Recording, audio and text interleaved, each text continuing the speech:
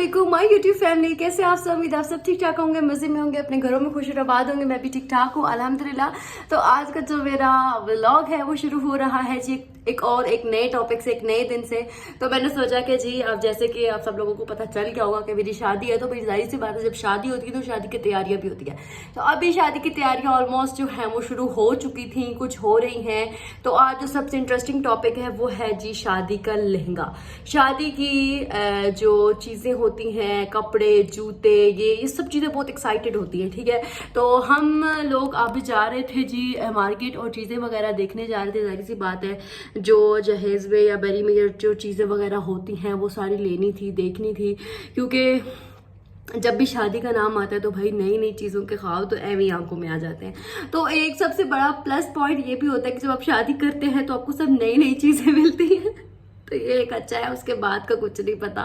तो अभी खैर हमने जाना था जी मार्केट, चीज़ें वगैरह लेनी थी। तो मैंने सोचा सबसे पहले करते हैं इसका इंट्रो रिकॉर्ड ताकि आपको पता हो, और फिर मैं सारे क्लिप्स इसके अंदर डाल दूं और आप लोग फिर वो देखते रहें, एंजॉय करते रहें और अपनी दुआओं में बेतहाशा मुझे याद रखें। यूं ही मेरे चैनल को लाइक करते रहें, सब्सक्राइब करते रहें और नेक्स्ट वीडियोज़ का इंतज़ार करते रहें। तब तक मिलते हैं जी आगे। अच्छा तो गाइस हम पहुंच गए थे जी मार्केट, फेवरेट जगह पे, कमर्शियल का ये जो लाइमलाइट है ना, इसकी फैक्ट्री आउटलेट बनी हुई है इधर, लेकिन नाम की बस फैक्ट्री आउटलेट है। इसके जो ऊपर फैक्ट्री आउटलेट है उसमें तो कुछ भी नहीं है, सब बेकार है, बस नीचे ही अच्छी चीज़ें हैं।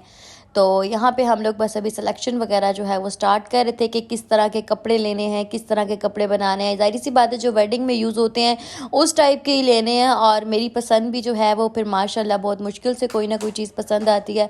तो ढूंढने में बहुत ज़्यादा दुश्वारी थी। अभी बहुत ज़्यादा हम लोग जो है वो सर्च करेंगे, क्योंकि बहुत सोच समझ के चीज़ें लेनी है। जाहिर सी बात है ऐसे ही नहीं कि कुछ भी आया वो पिक कर लेना, ऐसा नहीं करना। बस मुझे बहुत ही सोचना समझना उसके बाद लेना। तो इसी वजह से अभी हम यहाँ पे देख रहे थे, लेकिन लाइमलाइट की कलेक्शन जो फॉर्मल और सेमी फॉर्मल्स हैं किस तरह के हैं, क्योंकि शादी में ऐसे कपड़े चाहिए होते हैं कि जो आप दावतों वगैरह में भी डाल सकें और उसके बाद भी उनको मैनेज कर सकें।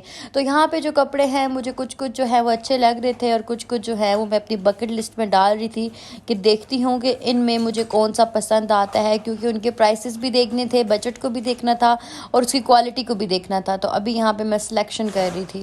बाज़ दफ़ा ऐसा होता है कि हम शादियों पे बहुत ही हैवी कपड़े बना लेते हैं और बाद में वो हमारे काम नहीं आते, वो बस बक्से में पड़े जो हैं वो रहते हैं। लेकिन मुझे इस तरह का कोई भी सीन नहीं करना था, मुझे इस तरह के कपड़े बनाने थे जो मैं दावतों में और कैजुअल वेयर्स में भी यूज़ कर सकूं, क्योंकि मैं ऑफिस गोइंग हूँ, डेफिनेटली ऑफिस जाना होता है मुझे। तो ऑफिस में जिस तरह की ड्रेसिंग करनी होती है, प्रेजेंटेबल जाना बहुत ज़रूरी है। एक प्रॉपर ऑफिस का एक लुक होता है, आप उसको डाउन करके नहीं जा सकते। तो चॉइस जो है वो एज़ यूजुअल मेरी जो है वो थोड़ी अच्छी है, बुरी नहीं है। और मुझे जो चीज़ें पसंद आती हैं ना वो बहुत यूनिक आर्टिकल्स होते हैं। तो अभी यहाँ पे मैं टोटली सर्च कर रही थी, क्योंकि इधर सीन कुछ इस तरह से है कि जितने भी ब्रांड्स हैं ना उन पे या तो 2 पीस बहुत अच्छे होते हैं या फिर 1 पीस शर्ट्स के होते हैं, उनके साथ फिर दुपट्टा मैचिंग करो, उसके बाद फिर तो इस वजह से ना तो उनके मैचिंग करना दुपट्टे और प्रॉपर चीज़ें लेना वो बहुत ही लंबा सा सीन हो जाता है। तो मैं कुछ ऐसी चीज़ें देख रही थी जो या तो मुझे 3 पीस में मिल जाएं ताकि दुपट्टे ढूंढने में मुझे मुश्किल ना हो, बट मुझे फिर भी या तो 2 पीस नहीं मिल रहा था, या फिर उनकी कमीज़ और दुपट्टे थे, या फिर शलवार और कमीज़ थी।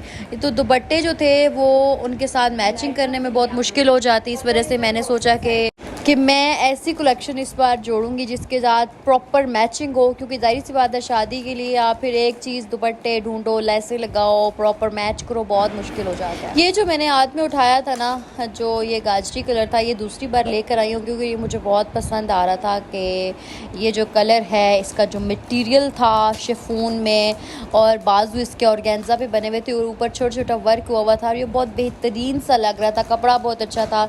तो मुझे ये वाला जो है वो नाइस लगा।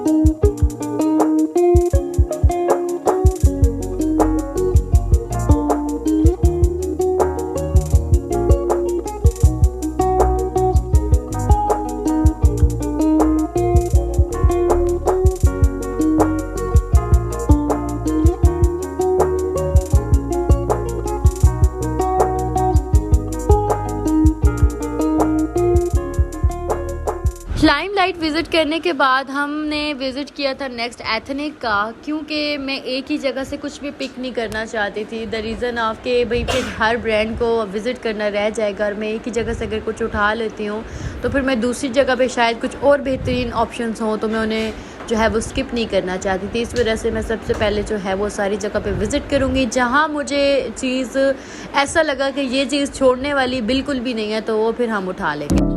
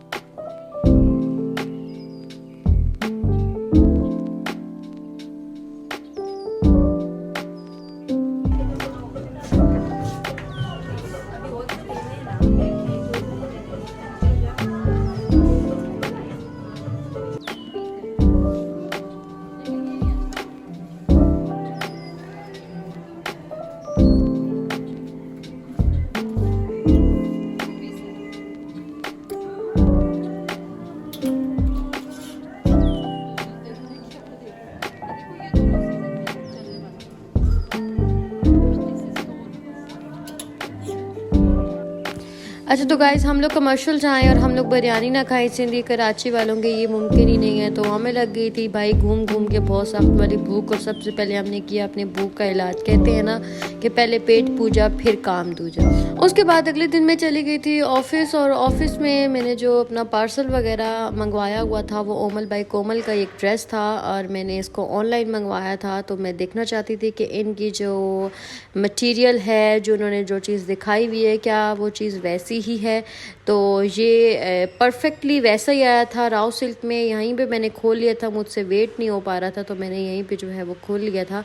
तो काफ़ी ज़्यादा जो है वो अच्छा मटेरियल है इनका। इनके आउटफिट्स पे जो है वो तकरीबन 15 to 20% ऑफ लगा हुआ था, तो ये मुझे अच्छी प्राइस में मिल गया था। तो अगर आप इसको चेक करना चाहते हैं, इसकी वेबसाइट पे जाएं ओमल बाई कोमल, तो आपको पता चल जाएगा कि ये प्राइस ये कितने में है और कितने में नहीं। इसका ये बहुत ही प्यारा सा एक फ़्रॉक था, इसके साथ दुपट्टा था।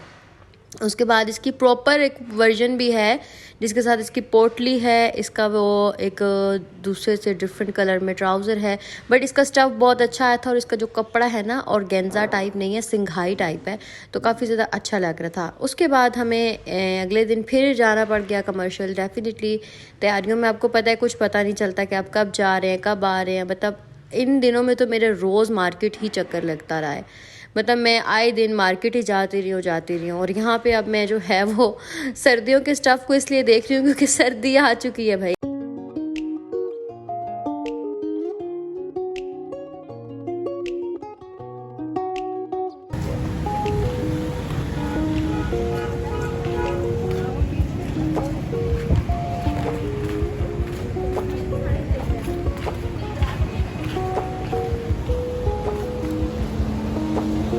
उसके बाद मुझे ये वाला जो नारियल वाला होता है ना भाई, जो भी होते हैं अंकल हो भाई हो, जब हमें दिख जाता है ना तो हमें लगता है बस हमें इसकी क्रेविंग होने लग पड़ती है। पता नहीं क्यों ये नारियल के वाले जो भाई होते हैं ना, और इनके ये नारियल देख के मुझे इतनी एक्साइटमेंट होती है, मैं क्या।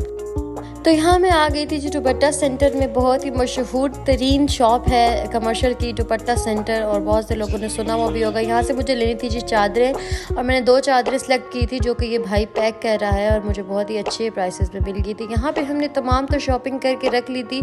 ये मैं इंशाल्लाह आपको बाद में ही दिखाऊँगी, अभी कोई भी चीज़ अनबॉक्सिंग नहीं कर सकती क्योंकि अभी बहुत ज़्यादा रश लगा हुआ है मेरे दिमाग में भी और मेरे घर में भी।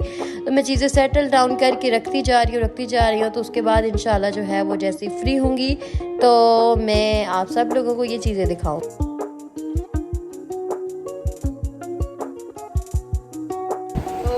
बहुत ज़्यादा थक गई।